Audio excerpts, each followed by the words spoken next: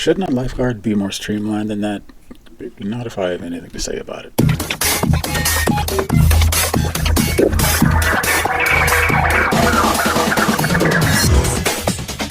Hi, I'm Mark, and this is Subliteral Network.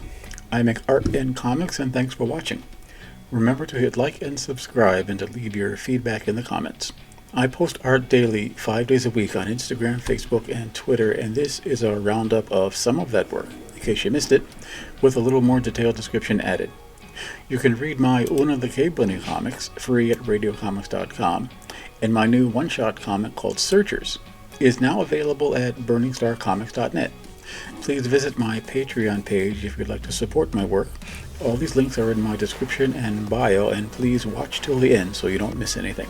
This is a piece of Bruce Timm's artwork that I painted in Procreate. I posted the color sketch I did of this a little while ago, a few weeks ago, but this is the finished piece. And one of the things I've been working to do is try to get a little more creative with the kind of lighting that I put on a picture. So I decided to focus it like a spotlight, right on her face and upper body, and use the fire to light the sides. Basically, the picture it's dark because I wanted the smoke to make everything dark.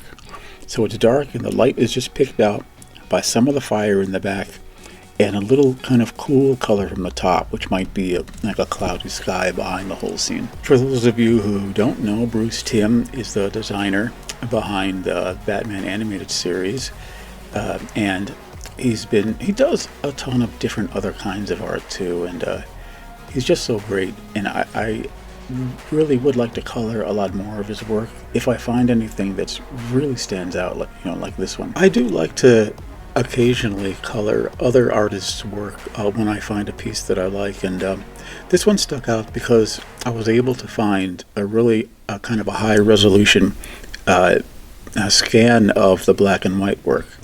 So that was nice to give me a nice resolution to work at. So after I'm done drawing, like paying jobs and stuff like that, sometimes I'll draw a sketch card just to kind of loosen up and just sort of let go a little bit. So I didn't know until the very end that this was going to be kind of a Baywatch thing. So I did that, and the hips are impossibly wide and huge, but I just decided just leave it. I spend a lot of time, and most people do. When you're working on something, you're trying to make it look right and perfect and on model. But this, I just sort of decided to stretch and push it and exaggerate a little bit. It's not perfect, it's not great, but I still like it just for the fact that it's not what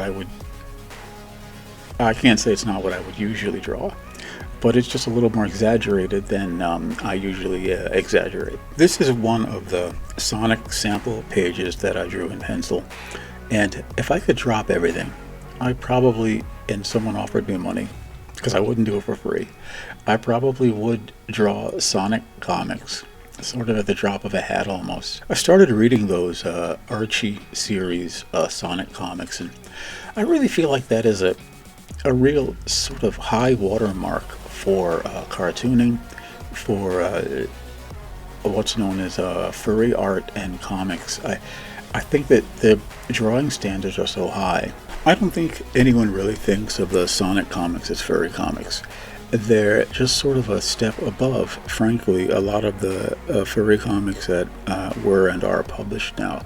The art standards are much higher. The composition of the pages, the expressions of the characters.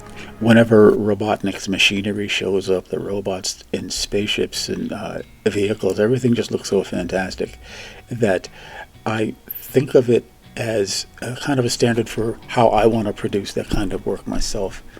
Because you may not know, I drew a lot of furry comics, and even then I was sort of unconsciously trying to do better than, just kind of trying to surpass my own work. And I really feel like there was a lot of sloppy work done, by other artists that I'm doing. And to criticize other artists is not exactly what I mean to do. I just feel like a lot of people weren't motivated to do complete professional style comics. They really just wanted to express themselves. A lot of them were like fan comics. I guess which is fine, but it wasn't what I wanted to do. And I always felt that the books would have sold better and got more respect if the art was and stories were better. So, like when I did find the Sonic comics, I said, this is how good it can be. And I said, this is how good I want to make them. So after I'm done drawing, like paying jobs and stuff like that, sometimes I'll draw a sketch card just to kind of loosen up and just sort of let go a little bit. So I didn't know until the very end that this was going to be kind of a Baywatch thing. So I did that. And the hips are impossibly wide and huge, but I just decided, just leave it. I spend a lot of time, and most people do, when you're working on something, you're trying to make it look right and perfect and on model. But this I just sort of decided to stretch and push it and exaggerate a little bit. It's not perfect, it's not great, but I still like it just for the fact that it's not what I can't say it's not what I would usually draw, but it's just a little more exaggerated than I usually exaggerate.